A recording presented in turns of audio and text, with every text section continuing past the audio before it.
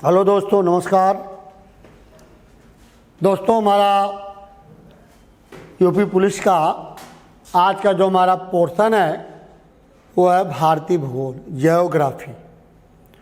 तो इसमें अच्छे क्वेश्चन हमने बनाए हैं, तो आइए हम लोग शुरू करते हैं बच्चों।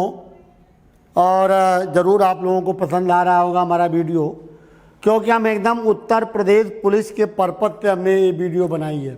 छोटे छोटे क्वेश्चन हैं, क्योंकि हमारा पूरा प्रयास है एक भी क्वेश्चन आप लोगों को छूटने ना पाए। तो आइए दोस्तों, हम लोग शुरू करते हैं विश्व में कृत्रिम रबड़। तो कृत्रिम रबड़ का जो उत्पादक है वो कौन सा देश आ गया? तो हमने 4 ऑप्शन दे दिया। यूएसए है, इंडोनेशिया है, थाईलैंड है, मलेशिया है। तो बच्चों, हमारा आंसर आ गया आज थाईलैंड जाएगा। ठीक है, पहले मलेशिया था, अब थाईलैंड का नंबर आ गया। इसके बाद बच्चों में आ जाते दुग्ध उत्पादन।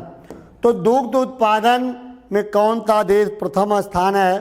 तो पहले डेनमार्क था, लेकिन आज पोजीशन ये आ गई है कि दुग्ध उत्पादन में भारत नंबर 1 पे आ गया, क्योंकि भारत सरकार ने दुग्ध को बढ़ावा देने के लिए 1970 में ऑपरेशन फ्लड या श्वेत क्रांति लाई थी। तो ऑपरेशन फ्लड और श्वेत क्रांति लाई थी।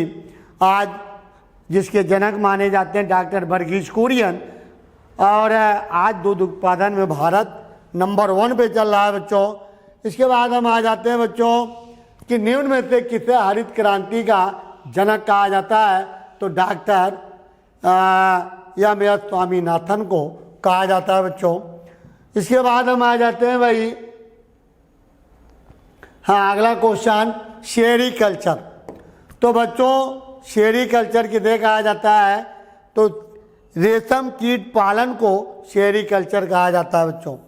और एपीकल्चर मधुमक्खी पालन को कहा जाता है। तो हमारा आंसर जाएगा सेरीकल्चर। इसके बाद बच्चों में आ जाते विश्व का प्रमुख मत्स्य क्षेत्र ग्रांड बैंक कहाँ स्थित है? तो ग्रांड बैंक कहाँ है बच्चों? हम आपको बता दें, कहता कि बाल्टिक सागर में। तो बाल्टिक सागर बच्चों उत्तरी पूर्वी यूरोप में पड़ता है। उत्तरी पूर्वी यूरोप में पड़ता है बच्चों, पूर्वी यूरोप में स्थित है। ठीक है, इसके बाद हम आ जाते हैं उत्तरी सागर। तो उत्तरी सागर ये यूरोप का हिस्सा है, ये यूरोप में पड़ता है। बोथानिया की खाड़ी ये बच्चों फिनलैंड में पड़ती है।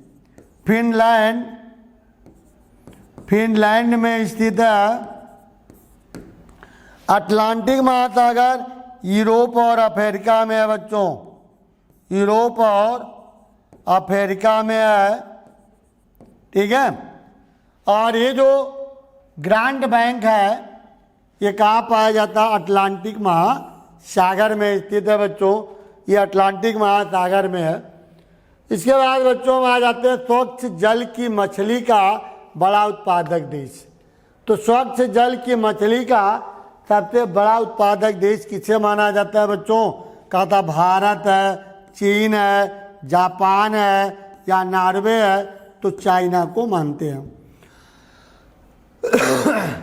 विश्व का सबसे बड़ा यूरेनियम उत्पादन देश तो कनाडा था, कनाडा को पछाड़ करके अब कहा गया है कजाकिस्तान आ गया बच्चों। विश्व में पवन ऊर्जा का सबसे बड़ा देश कौन सा बच्चों? तो पवन ऊर्जा में आज आ गया बच्चों जर्मनी। तो पवन ऊर्जा में जर्मनी नंबर 1 पे आ गया बच्चों। ठीक है भाई, तो जर्मनी चल रहा है इस समय नंबर 1 पे। ठीक, इसके बाद बच्चों में आ जाते हैं चांदी का सबसे बड़ा उत्पादक देश। तो चांदी का बच्चों 4 ऑप्शन दिया, कनाडा, भारत, जापान, मैक्सिको। तो मैक्सिको चले आए भाई, तो मैक्सिको होगा आंसर। पिग्मी जनजातियाँ, तो पिग्मी जनजातियाँ बच्चों कहाँ पाई जाती है? तो पिग्मी जनजातियाँ आपके पाई जाती है कहाँ पर? कांगो बेसिन में। कांगो बेसिन कहाँ पाया जाता है बच्चों? अफ्रीका में है। कांगो बेसिन अफ्रीका में पाया जाता है। तो कांगो बेसिन अफ्रीका है। इसके बाद बच्चों में आ जाते हैं कि निम्नलिखित में से कौन सा युग्म सुमेलित नहीं है? माओरी जनजाति न्यूजीलैंड, येनू जनजाति फ्रांस, ये गलत है बच्चों, येनू जापान की जनजातियां हैं, ये फ्रांस की नहीं है, जापान की है बच्चों, ये जापान में पाई जाती है। बाकी सेमांग मलेशिया, एस्किमो और कनाडा, एस्किमो जनजातियां कनाडा, तो बिल्कुल सही है बच्चों। जुलू जनजाति कहाँ पाई जाती है? जुलू, न्यूजीलैंड, भारत, अफ्रीका या ऑस्ट्रेलिया में। तो जुलू जनजातियां दोस्तों ये कहाँ पाई जाती हैं भाई? तो हम आपको बता दें कि जुलू जनजातियां ये दक्षिणी अफ्रीका में पाई जाती है भाई, दक्षिणी अफ्रीका जाएगा आंसर। कौन सा देश पहले श्याम के नाम से जाना जाता था बच्चों? तो देखिए मैं आपको बता दें, श्याम के नाम से किसे जाना जाता था? तो थाईलैंड को पहले श्याम के नाम से जाना जाता था बच्चों, थाईलैंड को।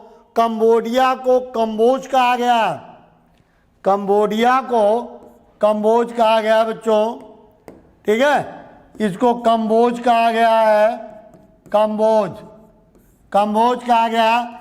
श्रीलंका को सीलोन कहा गया बच्चों, सीलोन कहा जाता है, ठीक। इसके बाद हम आ जाते हैं किस देश का प्राचीन नाम पार्थिया है? तो पार्सिया किसे कहा जाता है बेटा? तो पार्थिया ईरान को कहा जाता है, ईरान, पार्थिया ईरान का नाम है। इराक को हम बोलते हैं मैसोपोटामिया, मैसोपोटामिया कहा जाता है बच्चों, पोटामिया, तो मैसोपोटामिया कहा जाता है इराक को। तो चलिए बच्चों हमारा अगला क्वेश्चन आ जाता है किस देश को सफेद हाथी, देखो दो क्वेश्चन आ गया, थाईलैंड को सफेद हाथियों का देश, ठीक है, और लाओस, एक मिनट थोड़ा सा कन्फ्यूजन हो रहा है, हाँ, थाईलैंड को सफेद हाथियों का देश और लाओस को हाथियों का देश कहा जाता है, ठीक है भाई। तो हाथियों का देश लाओस को और सफेद हाथियों का थाईलैंड को कहा जाता है। इसके बाद बच्चों हम आ जाते हैं उगते हुए सूर्य का देश। तो उगते हुए सूर्य का देश किसे कहते हैं भाई? तो उगते हुए सूर्य का देश जापान को कहा जाता है। डूबते हुए सूर्य का देश ब्रिटेन को कहा जाता है, हाँ ब्रिटेन को। और अर्धरात्रि का सूर्य नॉर्वे को कहा जाता है बच्चों, ठीक है। तो चलिए अगले क्वेश्चन में हम आ जाते हैं, 7 पहाड़ियों का देश। तो 7 पहाड़ियों का देश रोम को कहा जाता है। बर्लिन ये आपका जर्मनी में है, बर्न, और हाँ भाई बर्न जो है, हाँ, तो हमारा आंसर जाएगा रोम बेटा। इसके बाद बच्चों में आ जाते हैं फारबिंडन सिटी के उपनाम से किसे जाना जाता है? तो फारबिंडन सिटी कहा जाता है लहासा। लहासा कहाँ पड़ता है बच्चों? तिब्बत में पड़ता है। इसके बाद हम आ जाते हैं बागदाद किस नदी के तट पर स्थित है? तो बागदाद इराक की राजधानी है और टिग्रिस नदी के तट पर स्थित है बागदाद। तो आंसर बच्चों हमारा जा रहा है टिग्रिस नदी। इसके बाद हम आ जाते हैं बच्चों कि लंदन किस नदी के तट पर बसा हुआ है? तो लंदन बच्चों टेम्स नदी के तट लंदन टेम्स नदी के तट पर स्थित है, तो हमारा टेम्स नदी होगा बच्चों। चलिए बच्चों हमारा आज का क्लास में समाप्त करते हैं। छोटे छोटे क्वेश्चन मैंने बनाया था, तो ओनली पुलिस पर्पज से और इधर जो छोटे कंपटीशन उस पर्पज से हमने बनाया। तो चलिए बच्चों फिर हम एक बार आप लोगों से कहना चाहेंगे कि अगर हमारी वीडियो पसंद आती ज़रूर शेयर कीजिएगा, लाइक कीजिएगा, ठीक है भाई। तो चलिए बच्चों मैंने वीडियो को समाप्त करते हैं, अगली वीडियो में फिर मिलते हैं। तब तक के लिए जय हिंद, जय भारत।